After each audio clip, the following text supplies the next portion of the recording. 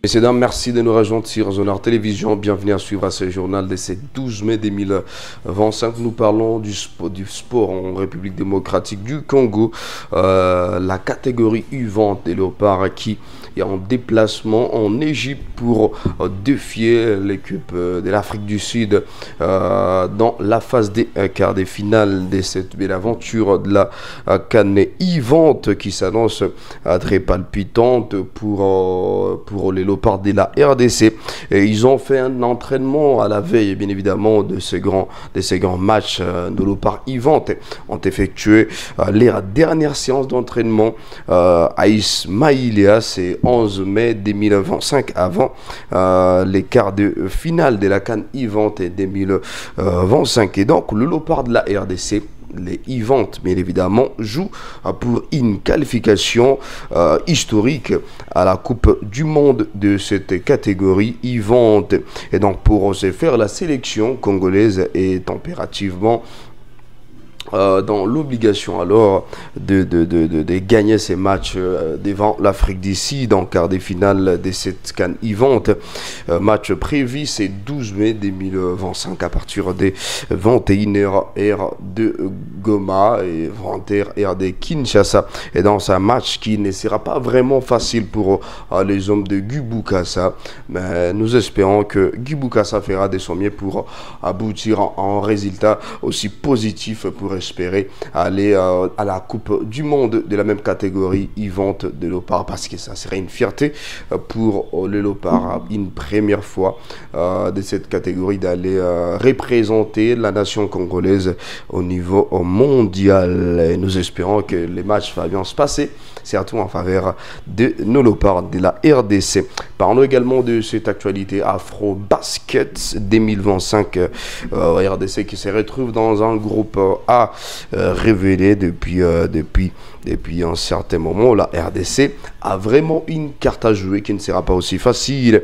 L'équipe nationale des léopards seniors messieurs de la RDC ont fixé sur ses adversaires à la phase de l'Afro-Basket 2025 prévue du 12 au 24 août prochain à Luanda, précisément en Angola. Et donc ce sont de retrouvailles pour les fauves RD congolais dans le groupe A, où d'ailleurs nous retrouvons la Côte d'Ivoire, le Cap-Vert et le Rwanda. Et donc face aux adversaires coriaces des tailles en pleine progression, la RDC qui a fait des bons éliminatoires alors a une carte à jouer dans cette compétition, mais c'est un groupe révélé dans lequel la RDC se retrouve.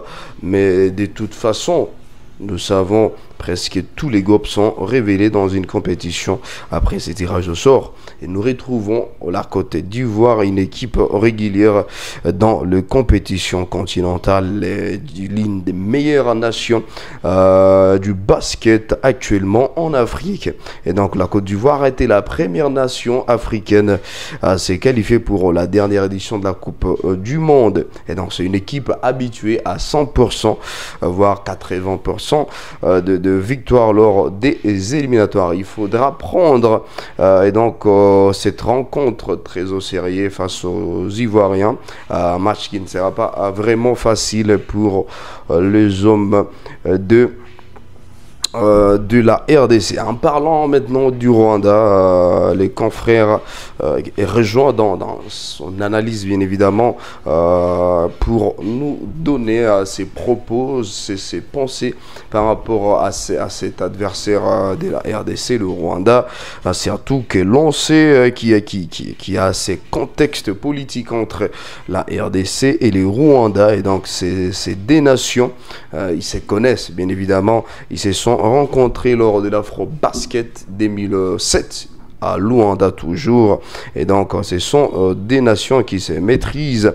La RDC avait battu le Rwanda qui avait fini bon dernier d'ailleurs, et donc soit 16e classé sur 16 nations au total. Et donc ce sont ces des nations voisines qui commencent à prendre l'habitude de se rencontrer tout le temps.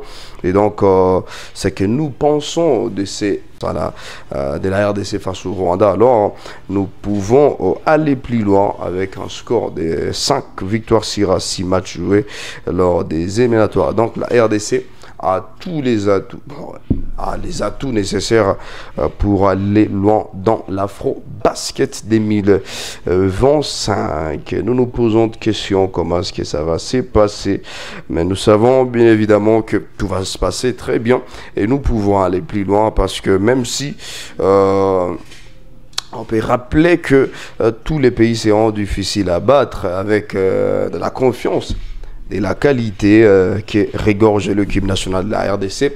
Et donc, cette équipe peut aller très loin dans cette compétition.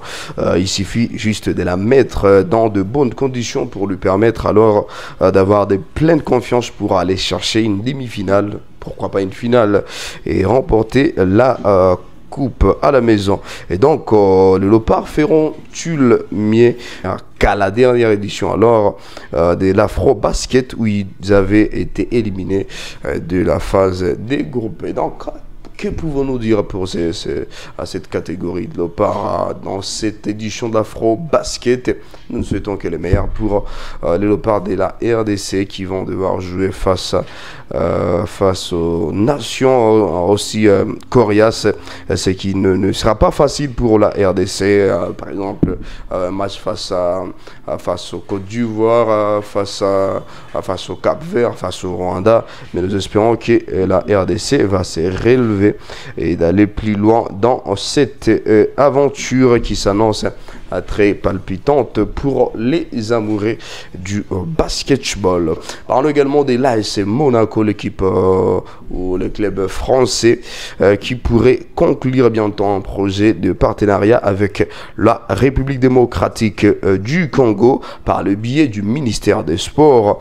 La RDC a pour parler avec l'AS Monaco pour un projet du partenariat. La dite coopération devrait s'étaler à une période de 3 ans.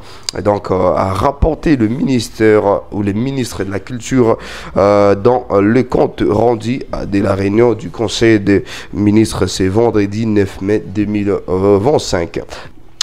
D'après le ministre des Sports, son Excellence Didier Bundibou, cité par la ministre de la Culture, le partenariat avec l'AS Monaco offrirait la visibilité exceptionnelle à la RDC. Et donc, ce projet, selon lui, devrait prendre en compte des initiatives communicationnelles, des événements et de matchs en RDC ou à Monaco. Enfin, la présence de la RDC sur les sports des communications de ces clubs. Ces partenariats ouvriraient les nouvelles perspectives sportives et économiques à toute le partie du côté de Monaco et du côté de la RDC. C'est vraiment un projet ambitieux qui dépasse les cadres sportifs et qui vise à construire un modèle de coopération, à rapporter la ministre de la Culture. Faut-il souligner que ces clubs a une histoire particulière avec la RDC, la dite coopération ou les dits projets dépassent les cadres sportifs. Et donc, ces clubs a notamment connu le début et l'évolution de plusieurs Congolais, dont Shabani Nonda. On a vu son passage à Monaco, une histoire d'amour entre Shabani Nonda et la RDC. Donc, on espère que ce partenariat pourrait offrir des avantages sur les deux côtés, côté de la RDC et côté de ces clubs. Et nous espérons que ça va vraiment bien se passer, surtout que c'est pas encore conclu, mais nous croisons le bras et voir ce que ça va produire, ces partenariats entre la RDC et l'AS Monaco. Sinon, merci infiniment à vous toutes, à vous tous de nous avoir suivis. On se retrouve à la prochaine et surtout, prenez bien soin de vous. Les grands rendez-vous est fixé ce soir à 21h pour les grands chocs entre les Léopards Yvan de la RDC face à l'Afrique du Sud. Merci et prenez bien soin de vous. On est ensemble.